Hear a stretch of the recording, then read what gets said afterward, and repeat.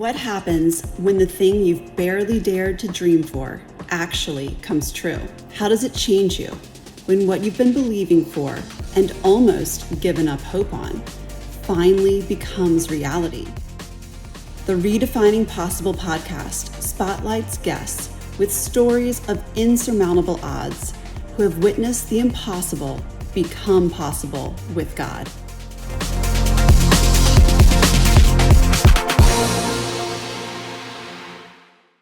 Welcome to Redefining Possible. I'm your host, Peyton Hoffman.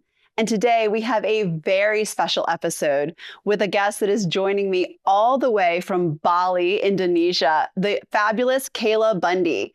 Kayla, welcome to the show. Oh, thank you so much. Thank you for having me and coordinating our insane time difference.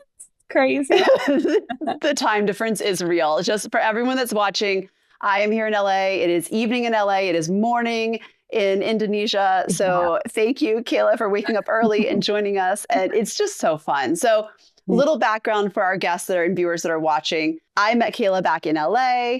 She was a dancer, was a model, doing fitness, and is an amazing, amazing, amazing woman of God and sister. But life has changed a lot in the last couple of years. You are in a very different location of the world, doing different things. So tell everyone who may not know you just a little bit about your background here and where you are now. Yeah. So I moved to LA when I first turned 18 and started dancing professionally. So I worked with agencies, did the whole commercial route. And then when COVID hit, I got into social media. So then I started dancing online and getting into modeling and fashion and beauty and really building this personal brand around all of that. And so that was amazing. And God just opened up so many opportunities. And I feel like looking back and even in that season, I remember being like, God, oh my gosh, this is better than I ever could have dreamed. And it was just everything I ever cared about in the smallest of details. I feel like he just provided abundantly. And so that was sort of my walk in LA. And it was I was there. I stayed in LA for 7 years. And I absolutely was grown and stretched. I would say it was some of the hardest years of my life, some of the best years of my life. I kind of experienced so many different versions of myself because I moved at 18 and then had all of my 20s basically there. And so it was a lot of constantly just change and refinement and, okay, now God, what? Now God, what? And so I feel like by the time that I was leaving, I really just had such peace about it's time to move.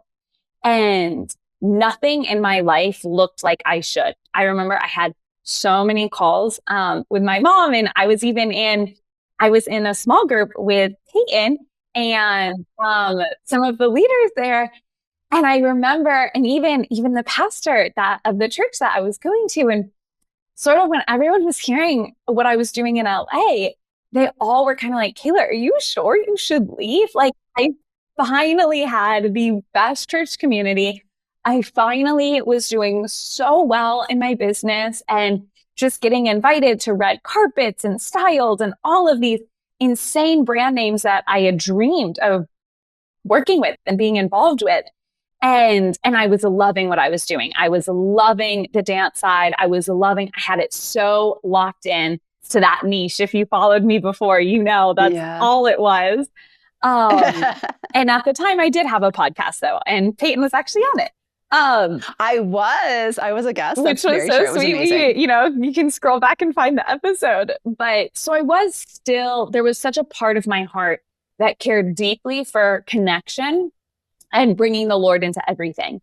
And my page I definitely mentioned my faith for sure, but it was way more performative because it was all the aesthetics. It was the choreography. It was the modeling. It was all of that, which I do still love dearly, but God had it for a season, and it was a season, not for forever. Yeah. And so not a lifetime. Not a lifetime.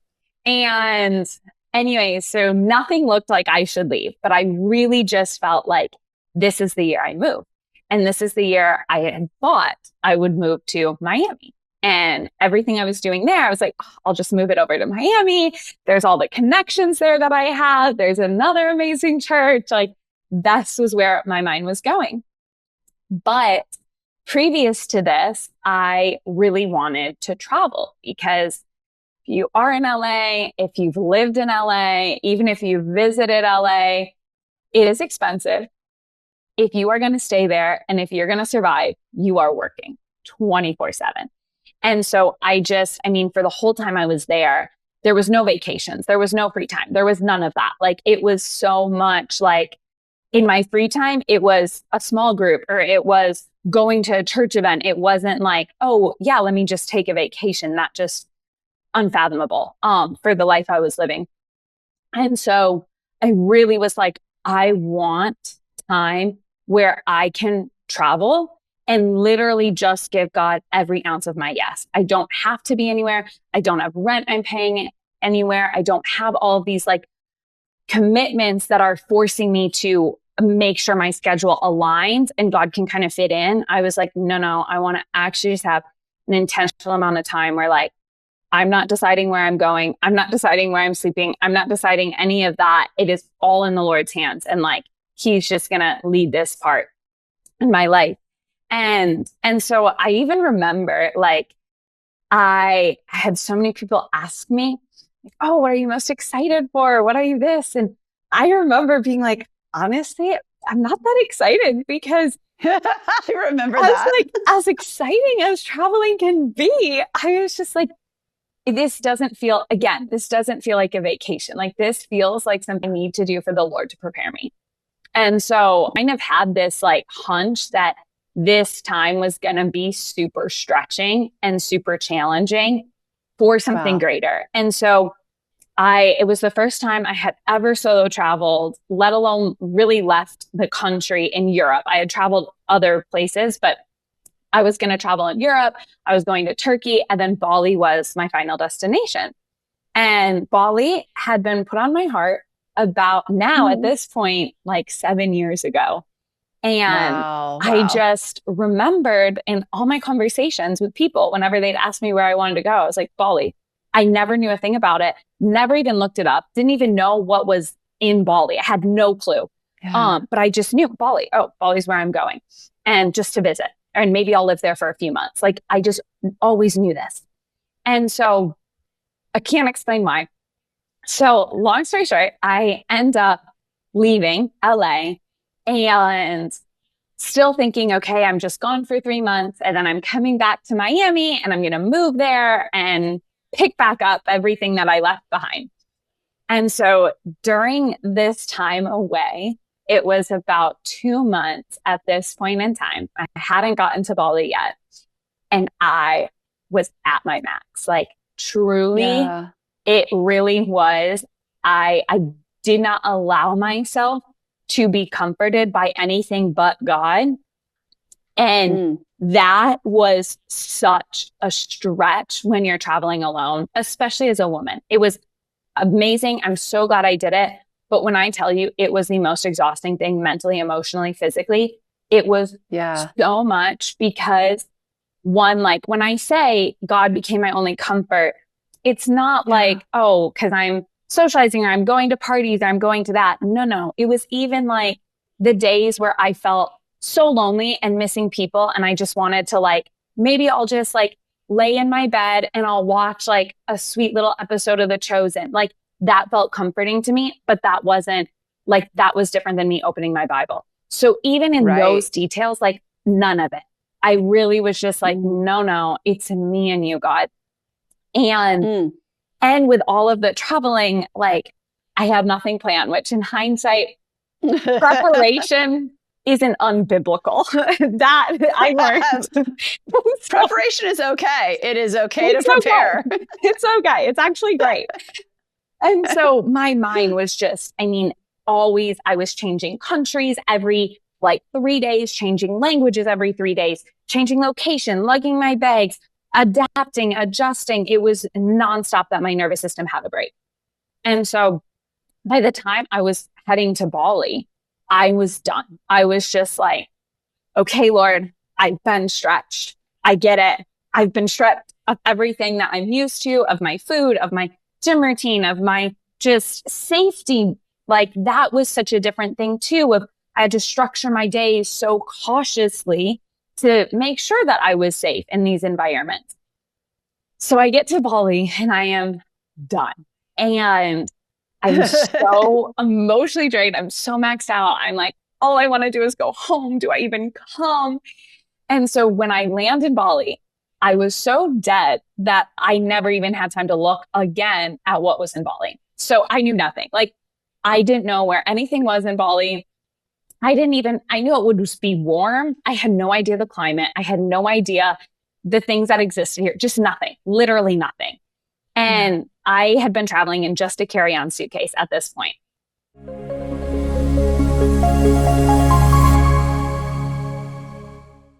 And so I show up to Bali. Wow. Wow. And within the first day, I get connected with this girl who worked with the underground church. And I stay a couple nights with her. And my first few days are just spent worshiping the Lord in community, in fellowship, which I was craving. And just being like, whoa. And then I find a place to stay and I'm here for 3 weeks. And within those 3 weeks, I was like, yeah, like I'm going home, loved it. But I was like, I can't leave my house. I'm so exhausted.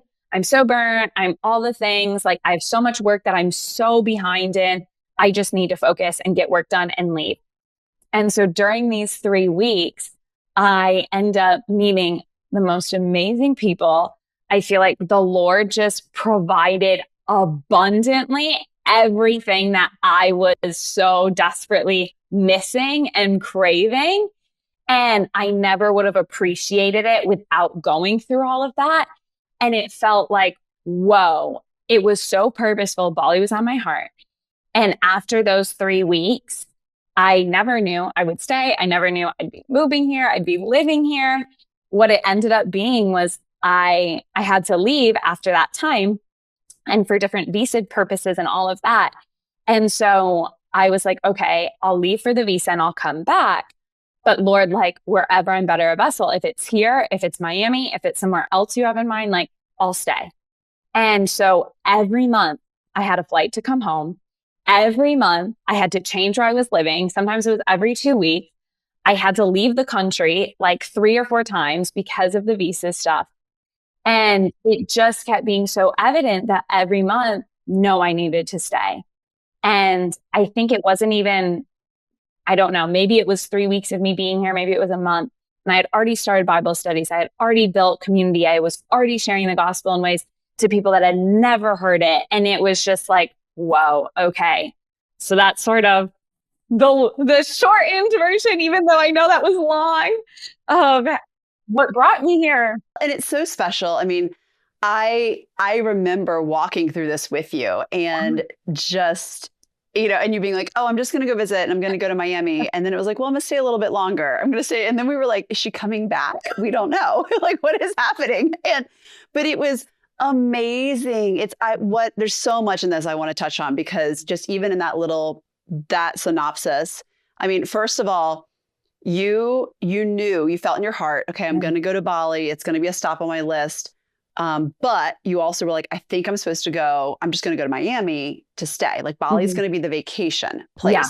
But I love that even when you were here in LA and people were questioning, like, are you sure? Are you sure you're supposed to move? Like everything in your life looks right. So even just going from LA to what we thought was going to be Miami. Yeah. That I love your yes to the Lord, because it's easy to leave when things are falling apart. It's easy to leave and be like, oh, the Lord's hand's not on this. The grace has lifted, all the things that we say. And it's like, it's time to go. But it's really hard to go when everything is, you're at the mountaintop, basically. So talk about that a little bit. I think that's really important, because it's just discerning like, hey, everything may look like it's successful, but it's still time to do something new. Yeah, I feel like I'm so glad you touched on that, because that's something I'm so passionate about, is it's way harder to leave when things are going well, because that requires a sacrifice, that requires trust, that requires faith. Whereas when things aren't, it's sort of like, oh, well, I have no choice. It's going to be better somewhere else because it's already bad here. And that is just such a different posture. And that is where I've always made decisions in my life. I never make decisions out of desperation, because I always want like it to be where it's built on trust and it's built on knowing the Lord is actually prompting this in me and not just running away from something that's hard. And so that was huge. And I think too, when it does come to leaving what looks so good and what is so good, I think what I said at the start, I was like, when I was living this life, it was a dream come true. I was having so many days. So I was like, God, how is this my life? I just love this so much. And something that I really want to encourage the listeners in is I'm so passionate about God will always bring us through different seasons. Our vessel is going to look different at different times in our life. Our location is going to look different at different times in our life. That doesn't mean that it's not for forever, or it doesn't mean that it is just temporary. It's truly constantly living in a state of, okay, Lord, when I need to leave, I'll leave. And when I need to stay, I'm going to stay. And I'm going to be obedient to that. Because don't get me wrong, there were so many times in LA where it did look like I should leave. I should leave now. And I didn't. And I stayed. And I think that when you are sort of in those seasons, like, know that the Lord, his goodness is not limited. And this is something I've been talking about so much recently, of that when it is from him, like, he knows you so intimately. He knows the desires in your heart. Even if he's changing those, he's going to provide in ways that are still where you're not chasing his goodness. And I know there was a sermon preached about the transfiguration and how when they see Jesus in his full glory, they want to hold on to that moment and they want to stop time. And it's with a good intention because it's perfect. Everything's glorious. And the Lord was like, no, this is for a moment, not because he's going to withhold his goodness, but because his goodness is always there. And that one beautiful moment is just one of many that we get to experience with him. And so that is so what it has been in Bali, of like, now it's a totally different season in my life. I'm doing something entirely different. All the people that are closest to me in my life, I didn't even know existed 2 years ago. And now every day I'm waking up being like, this is beyond my wildest dreams. This is better than I ever could have expected. Like, how is this my life? And of course, there's always those moments of like, oh, I'm not here. I'm not meeting this. I wish I was further along in these areas. I think that's always going to exist, but not looking over like, whoa, truly God is in this. And what I thought was better than I could dream now looks entirely different. And it's actually more fitting to my life now. And God is still providing better than what I could have ever dreamed up on my own. I love that so much, Kayla. Oh my gosh. It's amazing because I see the Lord just working so clearly. And, for you, even just taking these risks and taking these steps, was there ever a moment where it just looked like this is impossible? Like, how do I stay? Not so much how do you go, because you got there, but like, how do you stay? How do you live in Bali? Oh my gosh. Yes. There was so many moments where I was like, I can't think about this. I walk by faith, not by sight. Because if I were to think about it, oh my gosh, it was impossible. Like, the reality, yes, my life is amazing. Yes, it looks great. But the reality is, I stayed in Bali 10 months. And previously I was traveling for like 2 or 3 months. And so for almost a year, I did not make money. Like, I was fully living off of my savings because everything work-wise was different. All of the people I was working with were in the US. And so I couldn't work with them when I was in Bali, and I didn't have the right visas and all of these things. Like, nothing made sense. And I did not plan to, have savings that I would live off of for a year. I was planning on using my savings for 3 months and then generating an income again. And so and it honestly may have even been over a year, because then by the time I got back and all of these things, And I'm still building an entirely new business model, an entirely new industry niche, everything. And so those things, yeah, like logically, it makes no sense. It does look impossible. It was kind of impossible. And I remember every month, like wanting to leave because of being like, I can't make money here. Like, I don't have any way that I can sustain myself, that like I can actually even stay here. And so every month it really was just trusting the Lord's faithfulness and not allowing my fears and my reality to dictate what I was going to do. And so that was definitely something I was met with. And then, I mean, just like logically as well, I did have to leave for visa purposes every few months. So that was another expense of having to travel and leave the country and all of these things. Like there was so much added financial pressure, I would say, during this time. And me being like, I don't know why I'm here. Like, I'm loving it. I'm definitely here to spread the word. And like, I'm able to really impact people's lives. And it is such a hungry crowd and hungry generation. But like, there was never like oh yeah, this is where I need to stay. And this is what it's going to look like. And this is what I'm going to do. I feel like I was just kind of floating and trying to build things with him in different ways. And it was so much trial and error. I started different things and none of it worked. And there was constant like pushback. And I'm like, okay, like, all right, it's making me tougher and on to the next. And I think in general, something that I really have tried to grasp. I heard this quote years ago and I really held on to it when I was in LA, and every season in my life is that like, truly, it is so important to recover quickly. And that has been my biggest thing. It's like, just recover quickly. Like the Lord's going to do the rest. Like recover, move forward, try again, try something else, and put him at the center. And truly, like I grip onto that verse about like focus on him and everything else will follow. And it might not be in my ideal and in my preferences or anything like that, but he will provide. He absolutely will provide. And it was miraculous. There was so many times that I would get housed for free, that I would get all of these different things for free, that my friends even, they're like, how do you do this? And I was like, God, it's God. I take everything to the Lord. Like it is him being so faithful.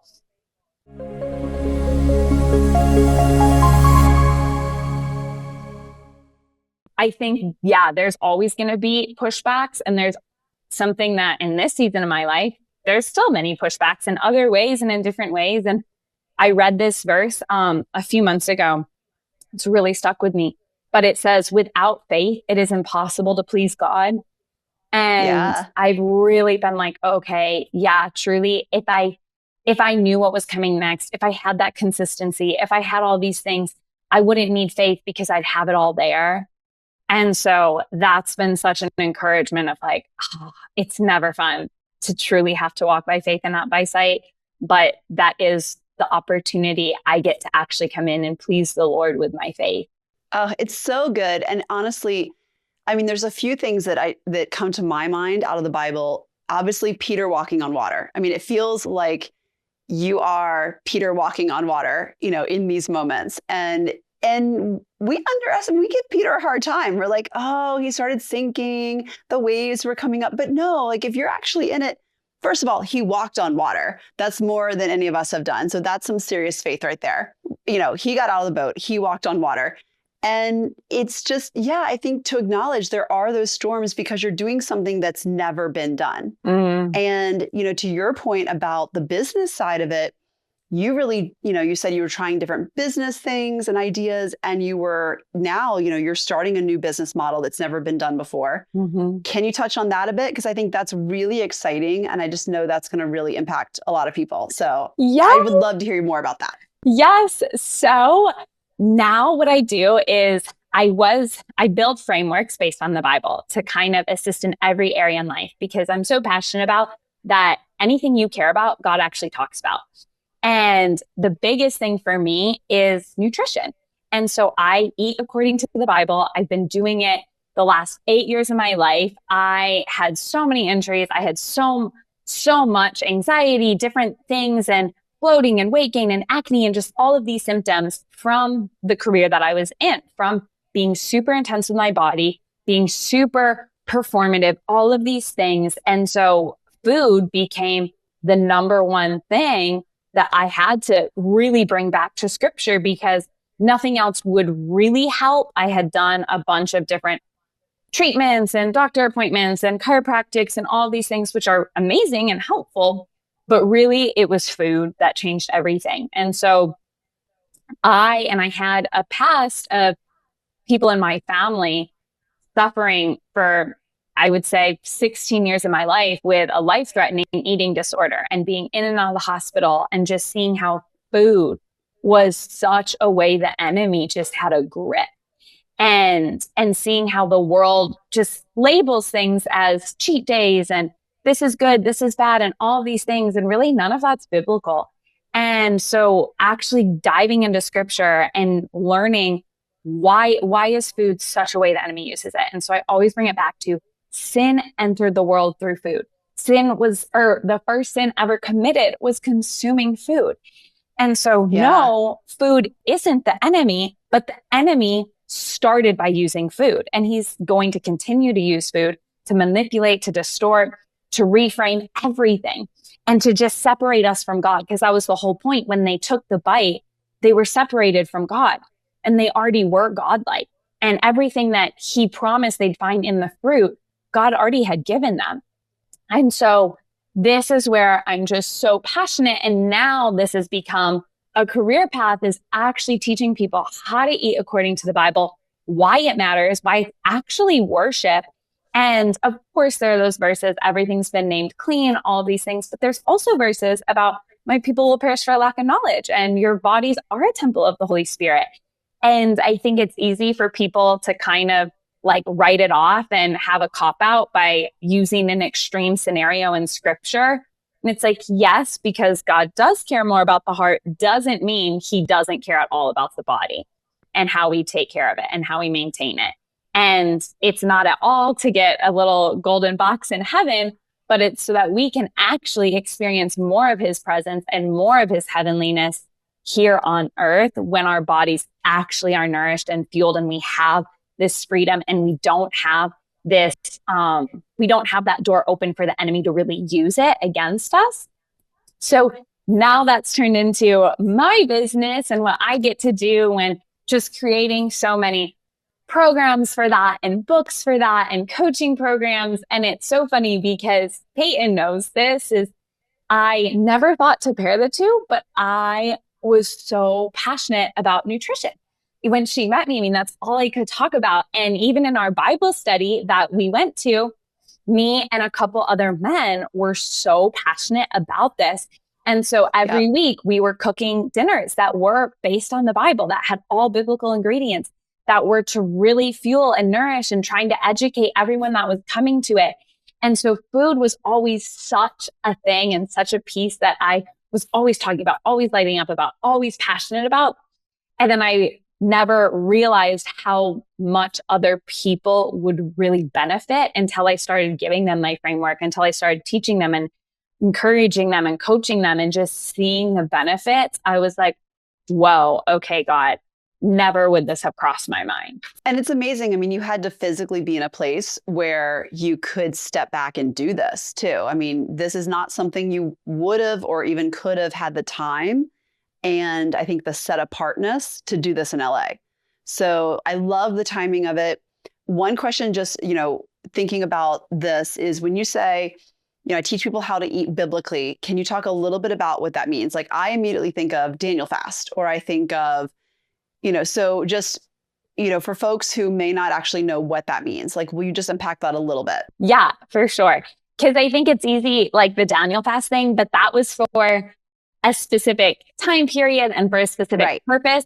And so if we were to eat according to that, that isn't necessarily sustainable or exactly what the Lord had in mind when it came to nourishment for our entire life. Like that's great for specific seasons, but not for the rest of the time we live and breathe. And so basically biblical eating is essentially taking the time to know and understand. I'm big on the knowledge side because you can be doing the right things, but if you don't know why you're doing them, it's never going to stick. And it's not a way that you can actually fight back. I can read scripture, but if I never understand it, then it's a lot harder for me to actually implement it and know like, oh, this verse is why it's so powerful.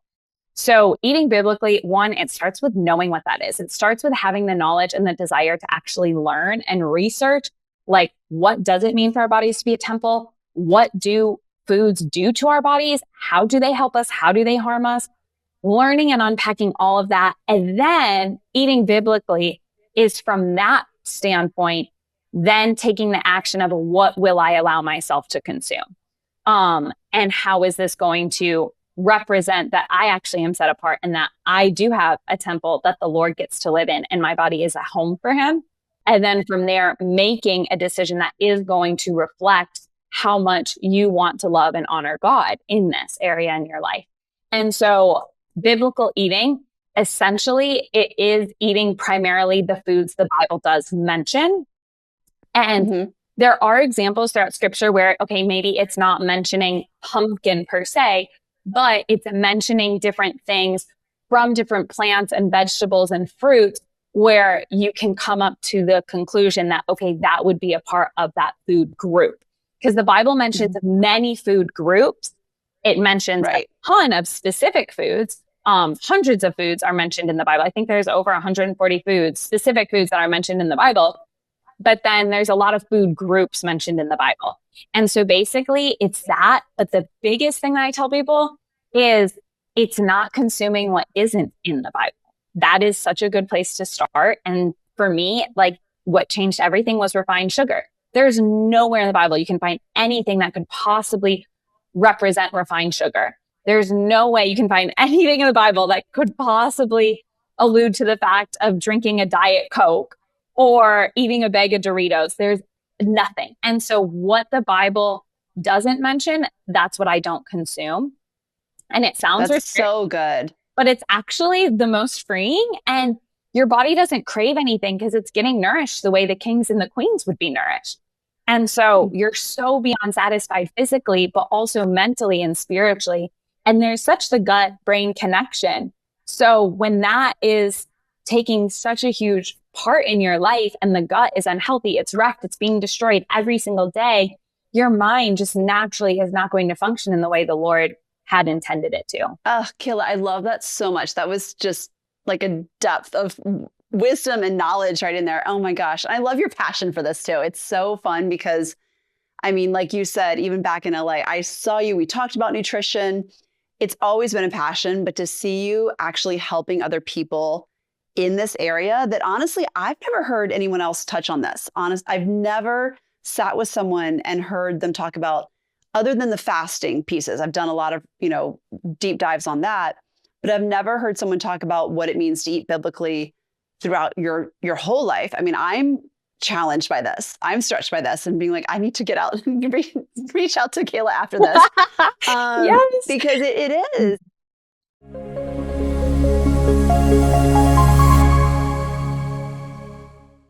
The refined sugar, and I love just like starting with refined sugar and being like, that's nowhere in the Bible. Yeah. So let's talk about, why would you want to eat that? Why do you need that in your life? Yeah. And I love that you're bringing it back to the Lord, that even the food and what we're eating, you're just making that connection. I can see that just this entire experience of LA to Bali has transformed your faith, honestly. Yeah, I mean, can you give a couple of like ways that you feel like this has completely changed your faith with the Lord? Because I can tell it has, for sure. Yeah. Oh my goodness. Has it really made me fully dependent on him? And it's so funny because when I talked about those 2 or 3 months of travel, I'm just going to be fully dependent on the Lord.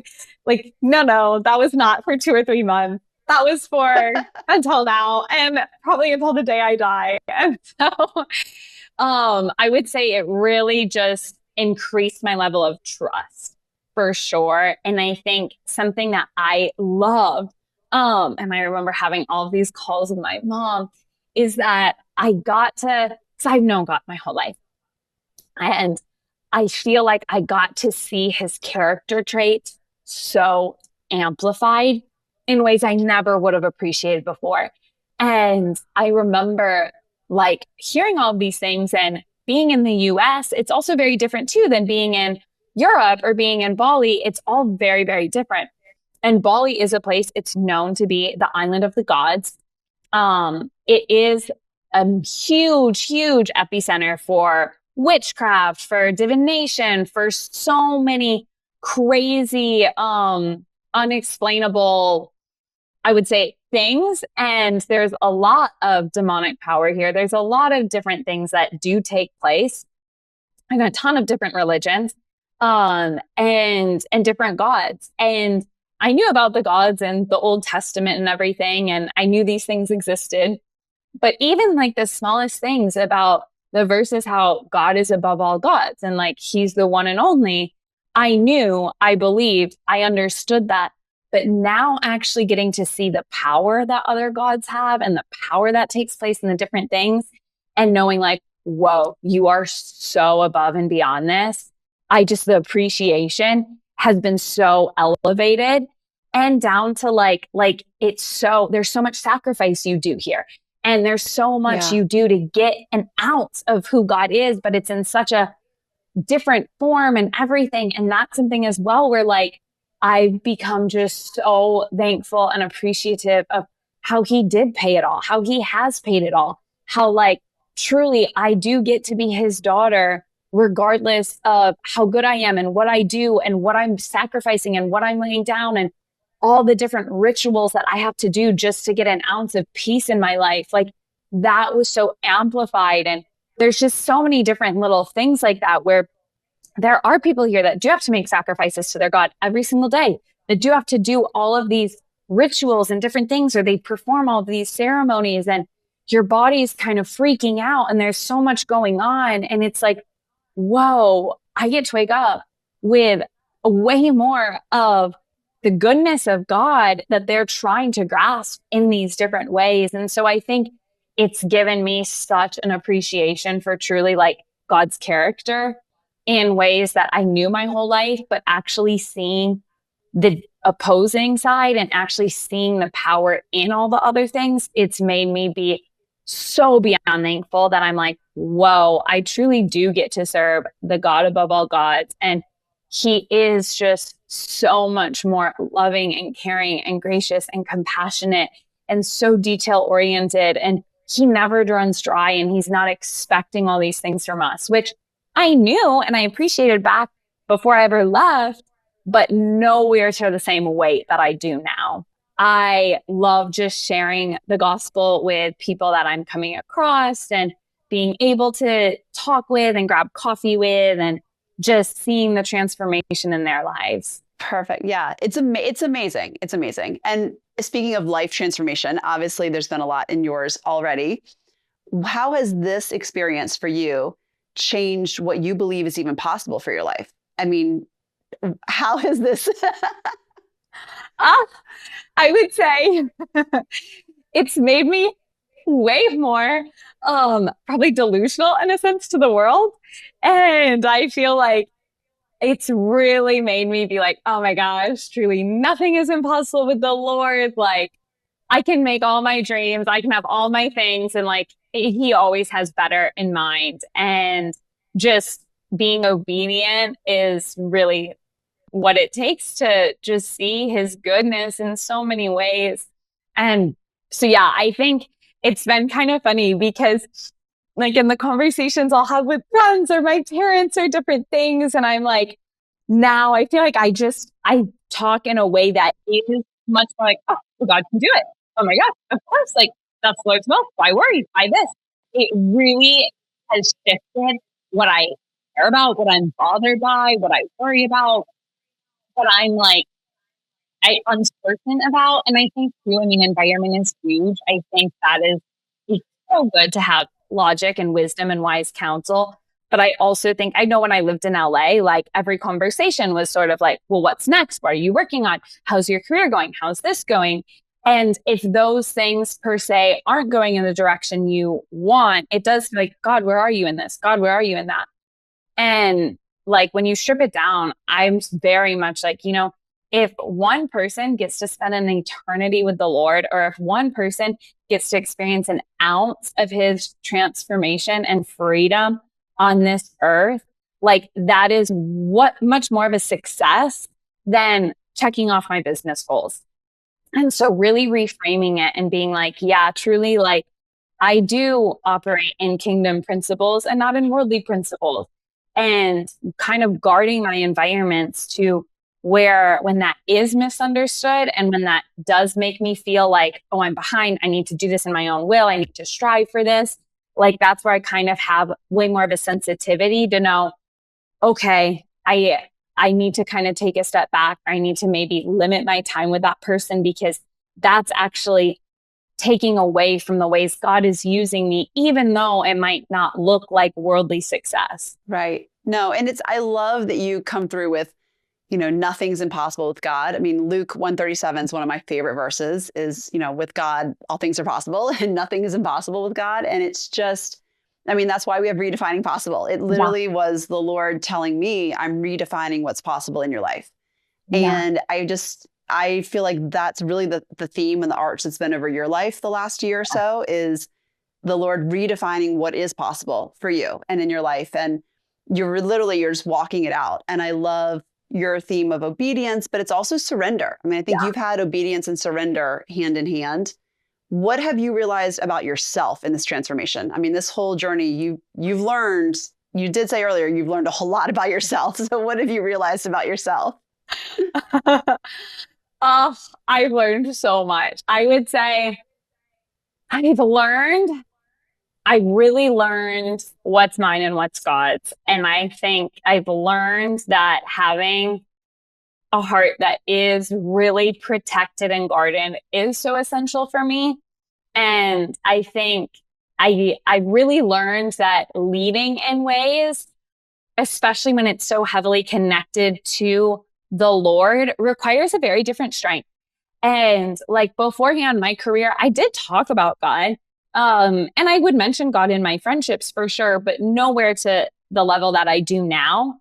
And like, I've really learned truly the Bible talks about like what's in the heart, the mouth speaks. And so if I do have anxiety in my heart, if I do have doubt in my heart, if I do have like just different conflicting opinions and voices, or I gaslighting myself and I'm doubting myself, or I'm doubting like what could happen and be possible, like that, not only maybe does that take place in like an intimate conversation with a close friend, no, that's taking place in everything. That's taking place on how I show up online, how I'm posting, how I'm showing up as a coach, how I'm showing up as a leader in all of these little ways. And so it's really made me realize like, even if I'm not that impacted by it, or maybe my heart is pretty strong, if it isn't super well guarded in those little details that I care so deeply about, it will show up in ways in everything else I do. And so I think it's called me to a much higher level and really made me be like, okay, Lord, if in everything, like I am somebody's Bible, like I am a representation of you, like it's just put on such a different weight of, I think, what that looks like, and really shaping my character in a lot of ways that is genuine and authentic, and not just putting on this look to appeal to that crowd, but genuinely being in that state. And then I also think too, like, I think something that really stripped me of is preferences. Like when I was traveling and being here and everything, like, whoa, has the Lord been so faithful and stripping me of my preferences.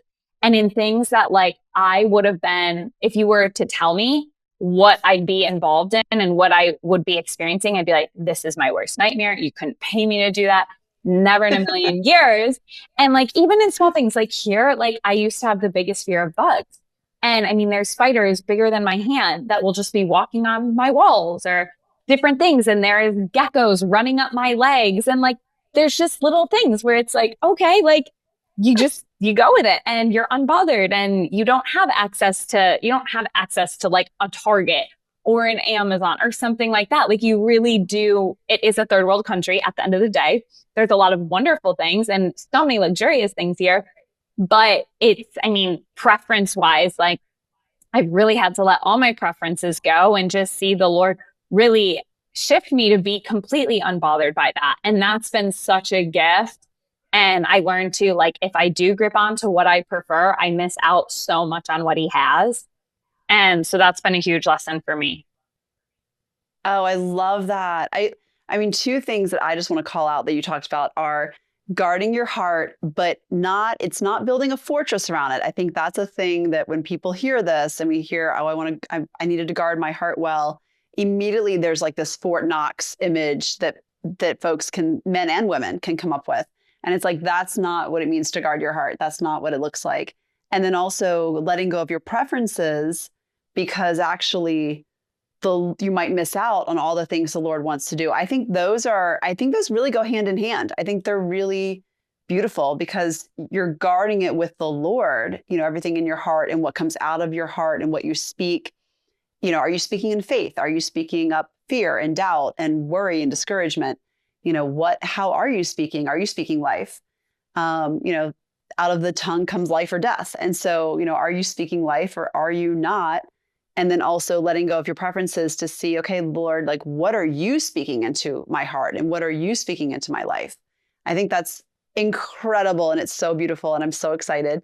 Okay, Kayla, so for folks who want to get in touch with you about either your journey, they're listening and watching, they want to be in touch with you about biblical eating, like what does that look like? How can they contact you? How can they reach out to you? How can they learn more? Yeah, great question. So everything is going to be on my website. It's just my name, kaylabundy.com. And then you can connect with me on socials. It's Kayla Bundy Official. And I have some free resources. I have some ebooks. I have some guides. I have a masterclass. I have a whole bunch of different ways that you can connect for whatever it is that you really feel is your next step in this and is your next step with the Lord. And also too, I love connecting in general. So my DMs are always open. But yeah, that's the best way to get in touch with me is my website. I love it. And it is you. So for folks who are watching or listening, if you DM Kayla, it is her. It's not a team. It's not random folks answering. It is her. Yeah. So she will actually get back in touch with you. So, and, forgive the time zone difference. There is a little bit of a time zone difference there, but yeah, you get right back to people and you love people and their stories. And so I think that's just it's exciting. And I have loved having you on today. Oh. Thank you so, so much for joining us all the way from Bali. I can't wait to have you back again and just get to talk about all the fun things that the Lord's been doing since we last chatted. It's going to be so much fun. And thank you all to our listeners and viewers who've been watching us today. Thank you again for joining us here on Redefining Possible. I'm your host, Peyton Hoffman, and I can't wait to see you next time.